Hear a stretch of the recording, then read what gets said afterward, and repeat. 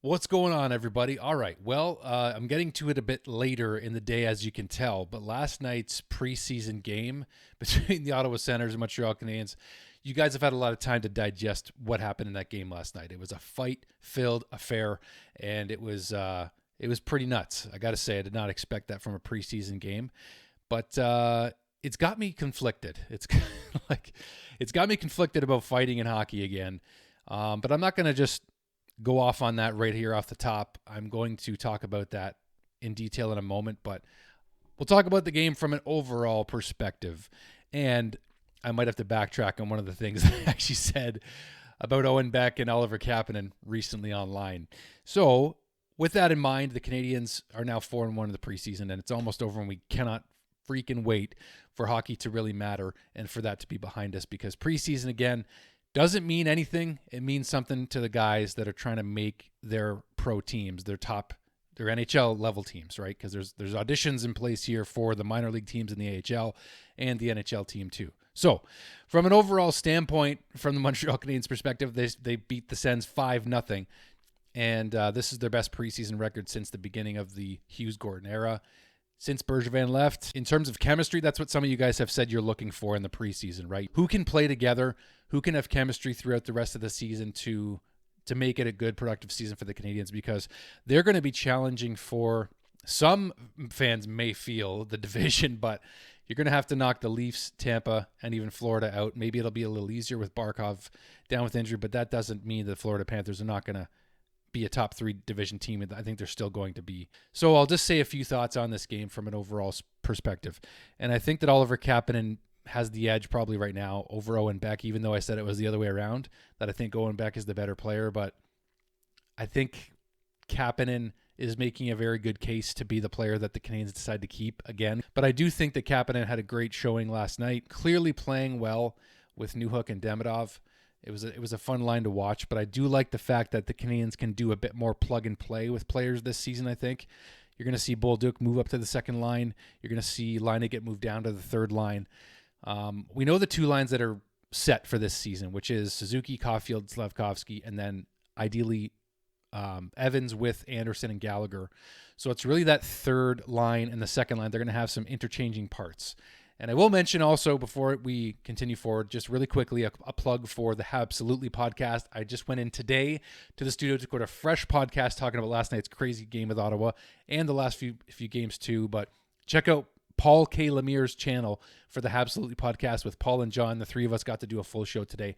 So check out that show today if you can. That'd be awesome. They would appreciate it. I would too. In terms of Kapanen, scored the opening goal in this game on a great play from Matheson and Newhook. Beyond just the goals that were scored in this game, I also appreciated the fact that Kapanen, yes, he did look good and look better than Owen Beck. And I think that he's a better fit with, say, Laine and Demidov as an example, in case Kirby Dach doesn't work out. But, I think Kirby looked the most comfortable in this game that he's looked all preseason and all training camp.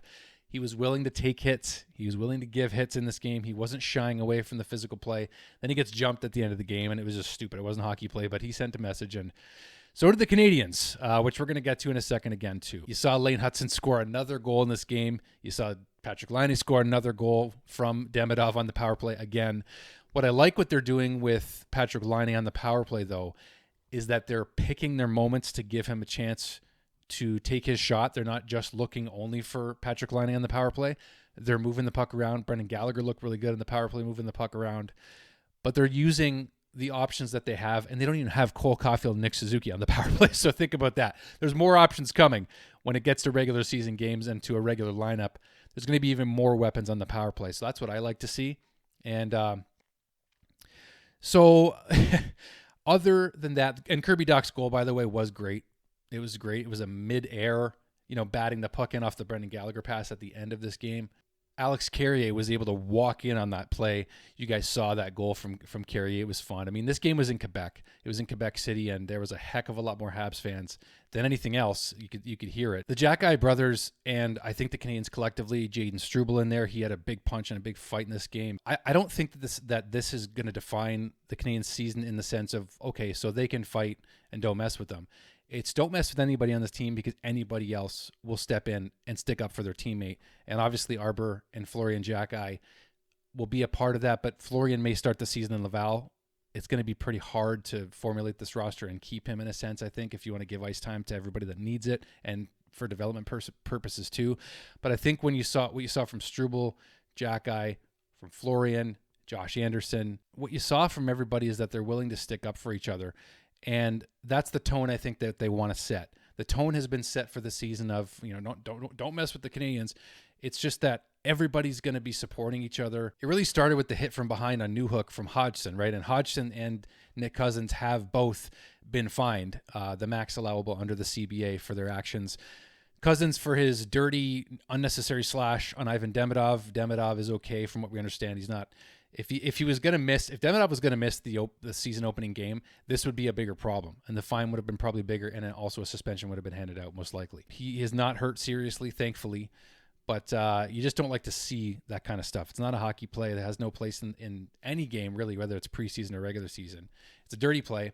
And Cousins was mad because, he tried to hit Demidov from behind. He missed him. Demidov moved in time and then takes a dirty slash. Hodgson, the hit from behind on Newhook.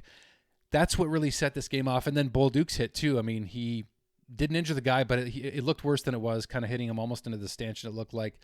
So this game really on both sides was... emotions were brewing. I think I actually appreciated the quote from Travis Green here, coach of the Senators, that when things aren't called, like there was a cross-check to the face of an Ottawa player that wasn't called, and that's when emotions get a little hotter, is when calls aren't made on the ice. So the refs are going to have to manage games even more so to try to keep guys from getting injured, right? How's the regular season refereeing going to go now? That's what I'm curious. How's the rivalry for the Sens and Habs going to go? Well, the hatred is back, I think. I think the hatred is back on between the teams. I just don't want to see guys get hurt. I don't need to see bloody noses. I don't need to see guys getting bloodied and battered. I just want to see some accountability, like you guys want to see to an extent too. And that's where maybe fighting has still remained in the game, is because you need to stick up for your teammates. You can't get away with hurting other players on the other team and not have to be accountable for it. That's what it comes down to. That's where I understand that fighting is still, to a lot of players, necessary still. I just don't want to see any guys get hurt, whether from hits or from fights. So that's why I'm conflicted. Is there other ways to keep guys accountable for playing dirty? Not really, I guess. I mean, like, what are you going to do? Hit them back and injure them, take them out of the game? So it's an eye for an eye mindset that I'm not really for it. I just don't know what to make of it sometimes, I guess. So that's where I'm conflicted as a hockey fan, somebody who loves the game, and I like the physical element of the game, but I just don't want to see it go too far. That's where I'm at. That's where I'm at with it. I don't know what the line is sometimes, but clearly the Canadiens are willing to defend one another, and that's kind of the message here, is that everybody's willing to stick up for each other and fight for each other for a chance at multiple Stanley Cups. Ideally, that's the long-term goal, is to be able to fight for an opportunity to compete for the Stanley Cup long-term. That's the whole goal of this rebuild. As we know, we keep talking about it because we're seeing the steps in place to make that happen, right? And we want to make sure they have the best chance to do that. And you need guys healthy in order to do that, as we can see. All right, so that's all I got. Leave your comment down below. I did not expect to be talking about this preseason game so much later in the day, a day later. But tune into the Habsolutely podcast with John, Paul, and myself on Paul K. Lemire's channel. Type in Habsolutely. You'll find us. You'll see us there. I got the Demidov jersey rocking today. So anyway, thanks for everything, guys. As always, God bless you. I love you. I thank you for your support. As always, if you want to join the Deke Squad for just $2.99 a month, $2.99 a month, you can do that to support the channel here, and it would be very appreciated. But even if you hit like, that helps a lot too. Hit subscribe if you haven't too. Thank you so much. God bless, guys. Talk to you soon. Ciao.